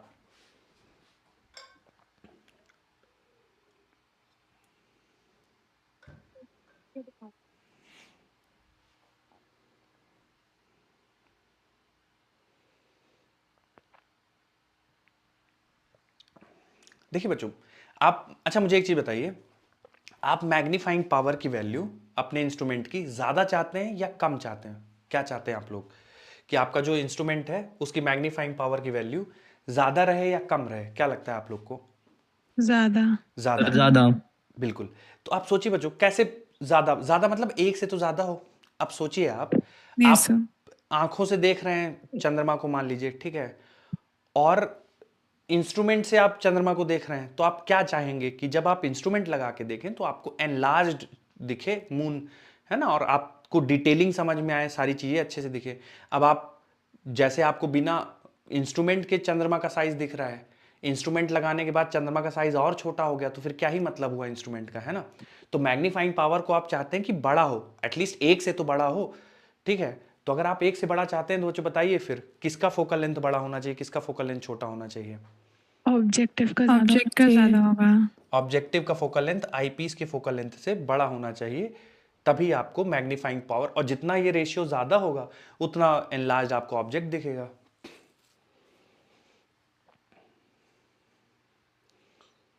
नोट कर लिए बच्चों इसको? Yes sir. तो लिखना है सर, आखिरी बोला। लिखिए लिखिए।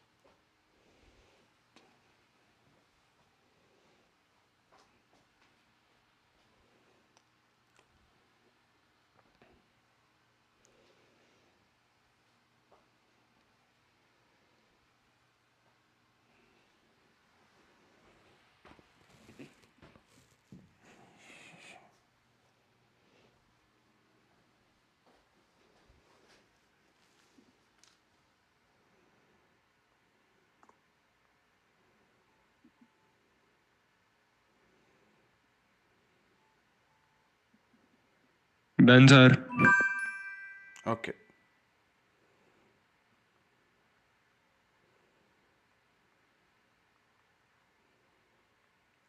हो गया सर।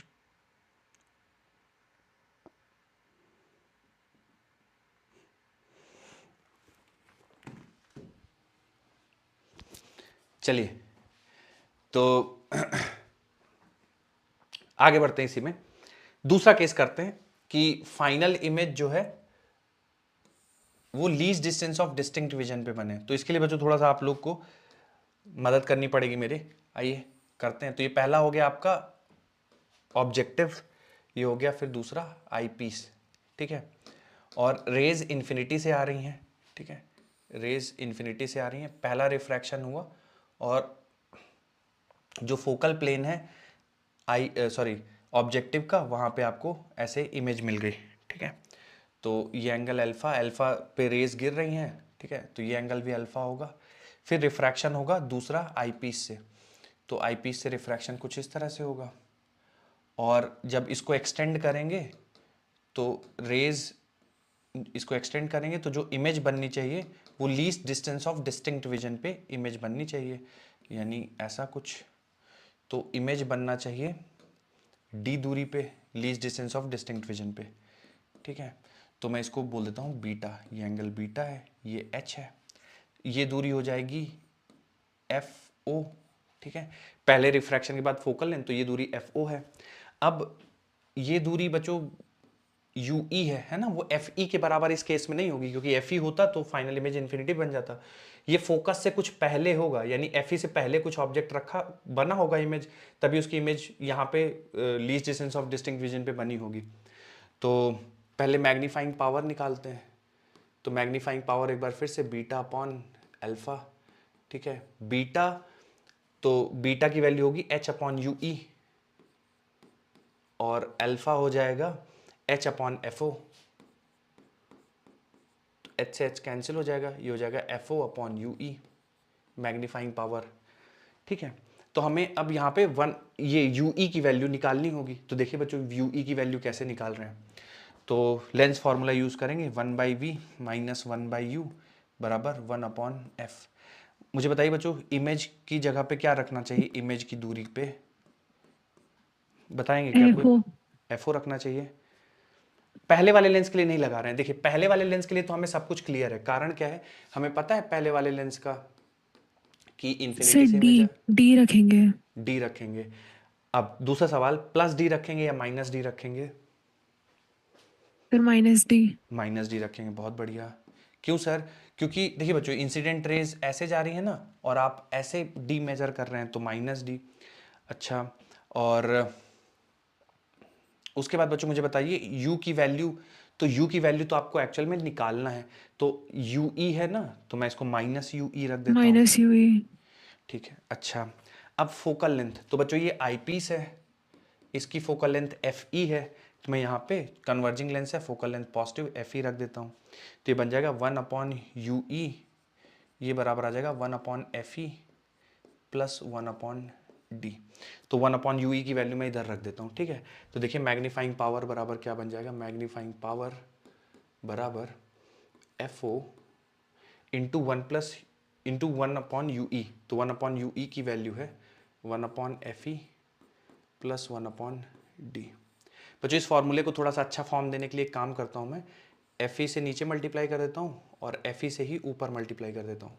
तो देखिए बन जाएगा F O upon F E, और ये एफ ई अंदर मल्टीप्लाई हो जाएगा, तो ये बन जाएगा 1 plus F E upon D. F E 1 plus F E upon D, तो ये मैग्नीफाइंग पावर बन जाएगा आपके एस्ट्रोनॉमिकल टेलीस्कोप का, जब final image least distance of distinct vision पे हो, ठीक है। फिर से एक बार सारी वैल्यूज आपको मैग्नीट्यूड ही रखने हैं, F O F E 1 plus F E upon D.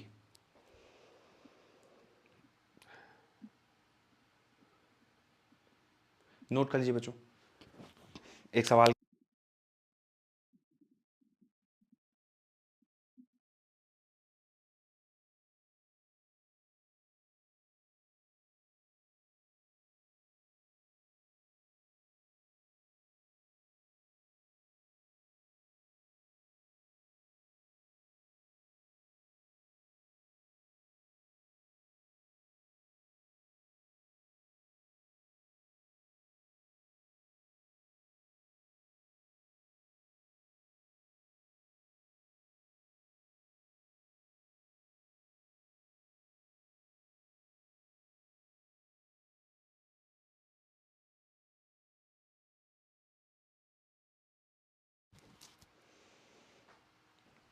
बच्चों इसमें भी जो फाइनल ऑब्जेक्ट है ना, जैसे ए बी ऐसा ऑब्जेक्ट है, तो जो फाइनल भी हमको मिल रहा है वो बी डैश ए डैश मिल रहा है, इन्वर्टेड मिल रहा है, ठीक है।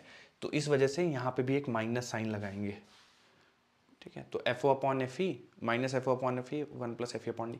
तो माइनस साइन बस ये बता रहा है कि जो फाइनल इमेज है वो पहले वाले ऑब्जेक्ट के कंपेरेटिवली इन्वर्टेड है।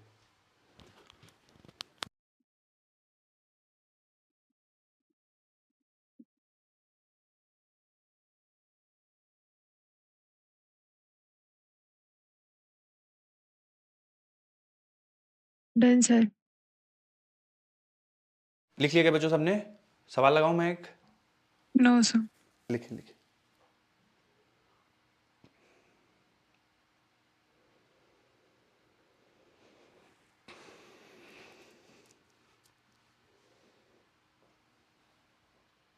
और लास्ट में माइनस लगाया ना एफ ओ के हाँ, ऊपर ऊपर, minus F O upon F E तो वो इन्वर्टेड के लिए है सर ना। राइट। क्योंकि जो फाइनल इमेज मिल रही है वो ऑब्जेक्ट से इन्वर्टेड है, इस वजह से माइनस साइन लगा रहे हैं।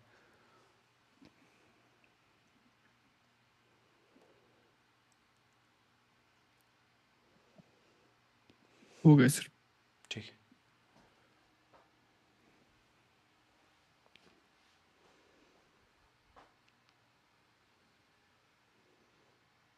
Done sir. ठीक। मुझे एक सवाल मैं लगा रहा हूँ, आप लोग पढ़िए। देखिए,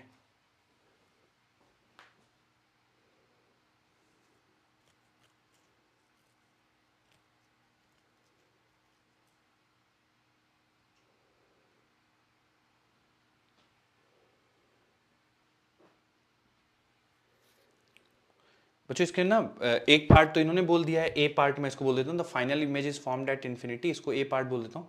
और बी पार्ट है final sir image. Hello sir 115 sir है सर क्या क्या 115 सर है 115 पहले वाले का आंसर?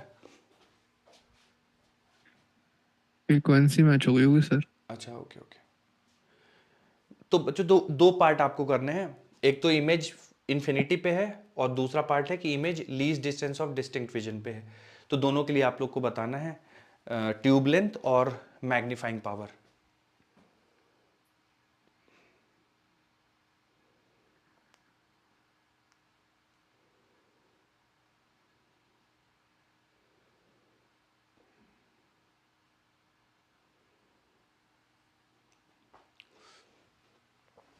पहले वाले पार्ट का बच्चों अगर आंसर आ गया हो मैग्नीफाइंग पावर का तो बता सकते हैं, और ट्यूब लेंथ का अगर आ गया हो तो। Sir -24 -24 magnifying power. Yes sir ठीक है, तो देखिए बच्चों मैग्नीफाइंग पावर के लिए -FO/FE यूज सर कर लेंगे। -24 ही आ रही है। बिल्कुल बिल्कुल, -FO/FE यूज कर लेंगे। तो FO मतलब ऑब्जेक्टिव का है 144 और आईपीस है 6। ठीक है, तो बिल्कुल -24 आ .0 जाएगा। सर ठीक है, और ट्यूबलेंथ कितना आ रहा है बच्चों? ट्यूबलेंथ 150 सर सेंटीमीटर। 150 सेंटीमीटर बिल्कुल 150 आ जाएगा। 150 सर FO प्लस FE कर देंगे तो 144 प्लस 6 150 आ जाएगा ट्यूब लेंथ। ठीक बात है। चलिए अब दूसरे पार्ट के बच्चों ऐसे ही आंसर बता दीजिए। पहले तो मैग्नीफाइंग पावर बता दीजिए दूसरे पार्ट का, फिर बाकी का डिस्कशन आगे करेंगे। ट्यूब लेंथ बाद में बात करेंगे, पहले मैग्नीफाइंग पावर आ जाए।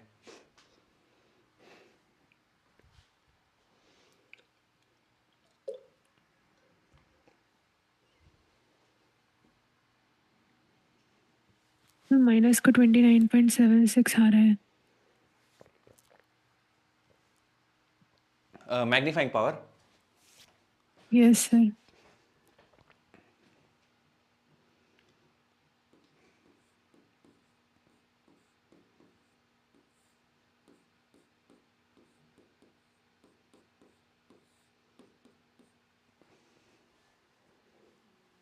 सर सेकंड पॉइंट ही निकला सर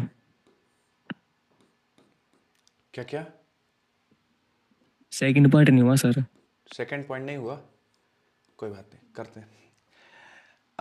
मैग्नीफाइंग पावर बच्चों देखिए ऐसे कुछ बनेगा -24 ब्रैकेट यस के अंदर सर। 1 प्लस, तो इसको थोड़ा सा कोई सिंपल नहीं बनेगा। सर ये ब्रैकेट वाला 1.24 हो जाएगा। 6/25 0.24 होता है। ठीक है, 1.24 हो जाएगा, फिर तो वो 29.76 आ रहा है। 29.76 ओके, ये मैग्नीफाइंग पावर हो जाएगी उसके लिए। अच्छा, ट्यूब लेंथ निकालना बच्चों थोड़ा सा चैलेंजिंग होगा, मैं चाहता हूँ कि आप लोग थोड़ा सा करिए इसको। ट्यूब लेंथ सोचिए आप लोग, लग रहा है मुझे कुछ लोग निकाल लेंगे आप में से। ट्यूब लेंथ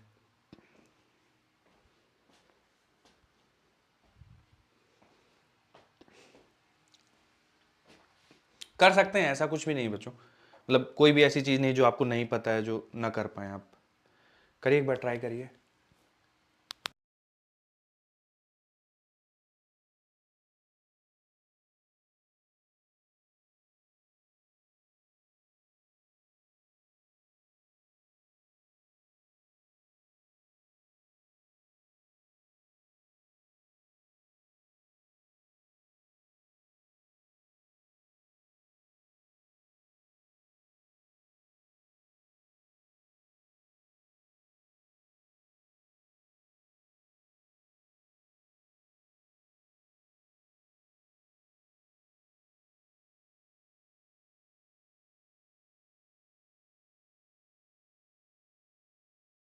सर इसमें तो सर 148.83 आ रही है।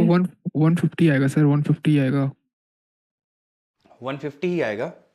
नहीं सर सर, क्योंकि 148.83 आ रही है। ओके, सर वहाँ पे तो वो ज़ीरो हो जाएगा, यू ज़ीरो हो जाएगा, और वी है सर, उसको हम लोग निकाल लेंगे। ठीक है। फिर दूसरे पार्ट के लिए करना था ना? हाँ, दूसरे वाले पार्ट के लिए, पहले वाले पार्ट का तो 150 आएगा। दूसरे दूसरे में वाले तो पार्ट में थोड़ा सा 148.83 आ रहा है। ठीक है। तो मैं बच्चों देखिए थोड़ा सा यहाँ पे रे डायग्राम ड्रॉ करके ना आप लोगों को समझाने की कोशिश करता हूँ। देखिए लेंस पहले वाले ये ऑब्जेक्टिव हो गया और इधर हो गया आपका आईपीस। ट्यूब लेंथ हमसे पूछा गया है। तो देखिए पहला तो रे रिफ्रैक्ट होके ये जो पहला इमेज बनेगा वो बनेगा एफ ओ पे ही, जो कि है आपका 144।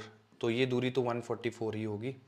उसके बाद ये वाली दूरी आपको निकालनी पड़ेगी सच दैट जो इमेज फॉर्म होगा वो डी दूरी पे बनेगा। तो आपको यूई की वैल्यू निकालनी पड़ेगी। तो सर यूई कैसे निकाला जाए? तो यूई के लिए आपको लेंस फॉर्मूला यूज करना पड़ेगा। तो आप लिखेंगे 1/v, वी की जगह रखेंगे -d, ठीक है, और प्लस -1/u, u की जगह रखेंगे -ue, और बराबर आएगा 1/fe। fe का वैल्यू कितना है? 6 सेंटीमीटर है, ठीक है। तो यहां से आपका पास बन जाएगा 1/ue की वैल्यू बन जाएगी 1/6 प्लस 1/25, ठीक है। तो बच्चों ये बन जाएगा 25 और 6 31, और नीचे बन जाएगा 25 छक्का 150, 150, ठीक है। तो यूई की वैल्यू देखिए बच्चों आ जाएगी आपकी 150 डिवाइड बाय 31, 4.83। 4.83 आ जाएगी, अरे वो माइनस 4.83, ठीक है। तो जो ट्यूब लेंथ होगी वो होगा 144 प्लस 4.83, यानी यस सर, 148.83, इतने यही आ रही है सेंटीमीटर सर। ट्यूब लेंथ होगी। बच्चों समझ सर में यही आया आप आंसर है लोग को? सर, क्या क्या? ये आंसर है। Good good. तो देखिए बच्चों ये ट्यूब लेंथ हो जाएगी, ठीक है।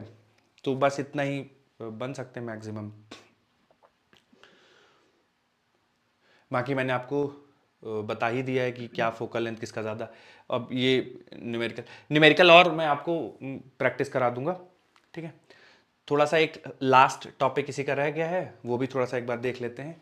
Reflecting type telescope. फिर रुक जाइए सर सर, के लिए दे दो सर। क्या क्या?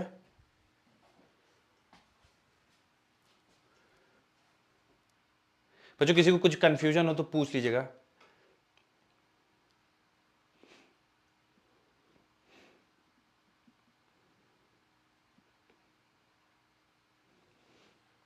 तो रे डायग्राम बिल्कुल आपको अच्छे से समझ में आने चाहिए, क्लियर होने चाहिए। Done sir. सिंपल माइक्रोस्कोप का तो नहीं उतना इंपॉर्टेंट है, पर कंपाउंड माइक्रोस्कोप का रुक जाइए सर, रुक जाइए, रुक जाइए सर। और टेलीस्कोप का रे डायग्राम बिल्कुल अच्छे समझ में आना चाहिए आप लोग को, ठीक है। तभी कुछ भी टेक्निकल सवाल पूछेंगे तो आप कर पाएंगे।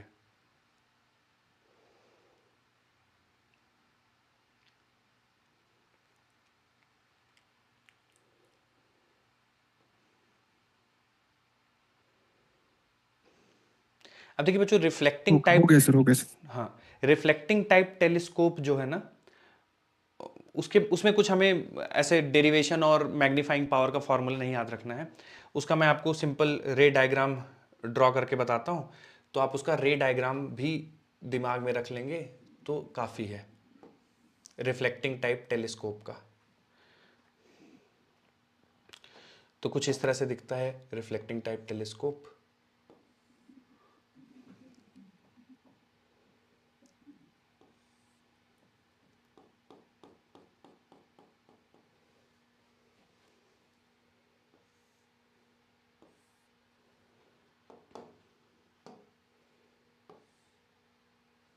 ठीक है। तो रिफ्लेक्टिंग टाइप टेलीस्कोप में क्या होगा कि रेज आएंगी पैरेलल, ठीक है, इस तरह से रेज पैरेलल आएंगी और जाके टकराएंगी मिरर से। तो जो पहला मिरर जो है ये वाला, ठीक है, ये कॉनकेव है। तो जब रेज पैरेलल जाके टकराएंगी तो आफ्टर रिफ्लेक्शन ये फोकस करेंगी इस कॉनकेव मिरर के फोकस पे, ठीक है। तो इस कॉनकेव मिरर के फोकस पे ये रेस फोकस करेंगी, कुछ इस तरह से ऐसे जाके गिरेंगी, ठीक है। और यहां पे इस मिरर के आप फोकस पे मान लो कि एक दूसरा मिरर रख देते हैं, ठीक है। और ये मिरर वापस से रेस को फोकस कर देता है, ठीक है। ये रेस को वापस से भेज देता है इस लेंस में, ठीक है। ये रेस जाती है वापस से लेंस में, ये होता है आई पीस, यहाँ पे होता है ऑब्जर्वर, ये कहलाता है आई पीस, ठीक है। तो ये रेस कुछ इस तरह से गिरती हैं, पहला रिफ्लेक्शन, दूसरा रिफ्लेक्शन, और फिर जाके रेस फाइनली आई पीस पे गिरती हैं और फिर ऑब्जर्वर देख पाता है फाइनल इमेज को। तो अब ये है कि सर क्या फ़ायदा है इसमें और क्या चीज़ थी जो पिछले वाले टेलीस्कोप से नहीं सॉल्व हो पा रही थी, तो हमें रिफ्लेक्टिंग टाइप टेलीस्कोप की ज़रूरत पड़ी। तो देखिए हम लोगों ने एबरेशन करके, तो डिफेक्ट होता है एक लेंस में, क्या डिफेक्ट होता है मैं अभी आपको समझाता हूँ। रिफ्लेक्टिंग टाइप टेलीस्कोप, ठीक है। देखिए बच्चों, लेंस में डिफेक्ट क्या होता है, क्योंकि लेंस का जो मटेरियल है रिफ्रैक्टिव इंडेक्स म्यू, उसका रिफ्रैक्टिव इंडेक्स हर कलर के लिए अलग अलग है, ठीक है। तो जब रेज इस पे मान लीजिए पैरेलल रेज आके गिरेंगी, ठीक है, पैरेलल रेज आके गिरेंगी, तो एक पॉइंट पे सारे कलर्स नहीं फोकस होंगे, क्योंकि हर एक कलर का रिफ्रैक्टिव इंडेक्स अलग अलग है, तो हर एक कलर के लिए फोकल लेंथ भी अलग अलग होगी, ठीक है। तो सारे कलर एक जगह पे फोकस ना होके एक लाइन पे फोकस करते हैं, ठीक है। होना क्या चाहिए आइडियली कि सारी रेज आनी चाहिए और एक पॉइंट पे फोकस होना चाहिए, पर ऐसा नहीं होता है।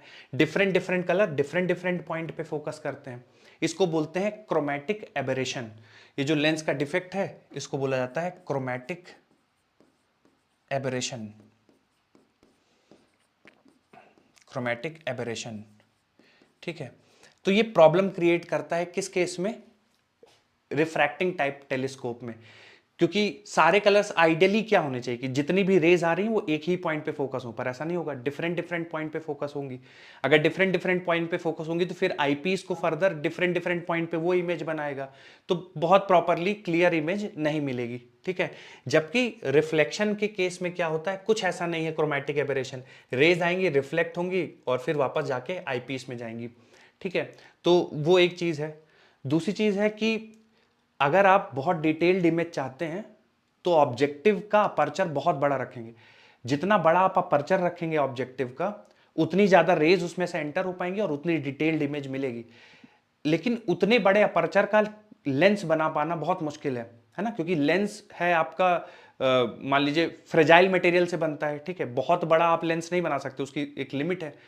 Mirror relatively easy to handle होता है, ठीक है, क्योंकि मिरर एक रिफ्लेक्टिंग सरफेस है, एक सरफेस है, लेंस में तो दो सरफेसेस हैं, है ना, तो इजी टू हैंडल होता है। तो इसमें एक बड़े अपर्चर का, जैसे ऑब्जेक्टिव रिफ्रैक्टिंग टाइप टेलीस्कोप में बड़े अपर्चर का आपको ऑब्जेक्टिव लेंस रखना पड़ेगा, यहां पे बड़े अपर्चर का आपको मिरर रखना पड़ेगा।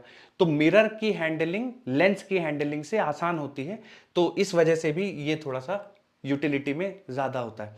तो बस यही है बच्चों आपका रिफ्लेक्टिंग टाइप टेलीस्कोप। दो एडवांटेज मेन है, एक तो क्रोमैटिक एबरेशन नहीं होता और दूसरा है easy to handle, easy to handle compared to refracting type telescope।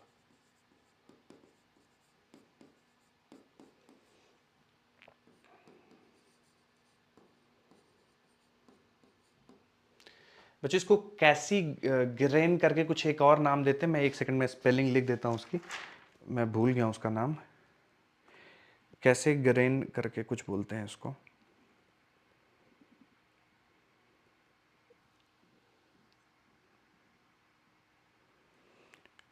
कैसे ग्रेन्स टेलीस्कोप, कैसे ग्रेन टेलीस्कोप।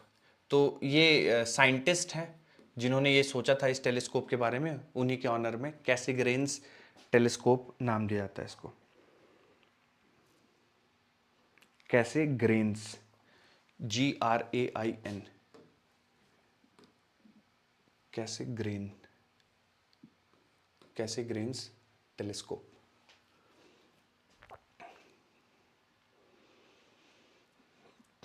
आईपीस में कॉन्वेक्स लेंस है।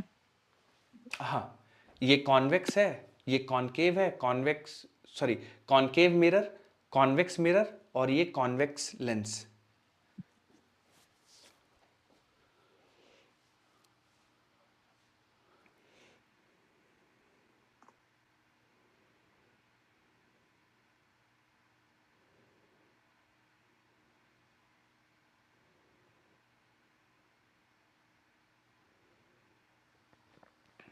Done sir.